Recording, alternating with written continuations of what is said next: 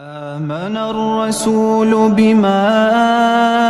أنزل إليه من ربه والمؤمنون كل آمن بالله وملائكته وكتبه ورسله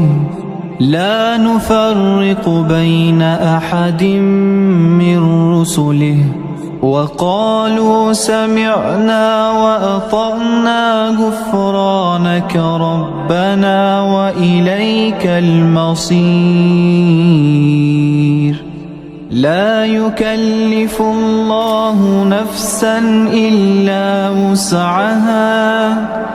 لها ما كسبت وعليها ما اكتسبت ربنا لا تؤاخذنا إن نسينا أو أخطأنا ربنا لا تؤاخذنا إن نسينا أو أخطأنا ربنا ولا تحمل علينا إصرا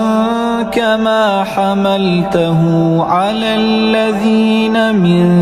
قبلنا ربنا ولا تحملنا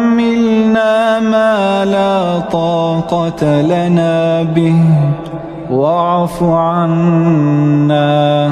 واغفر لنا وارحمنا أنت مولانا فانصرنا على القوم الكافرين.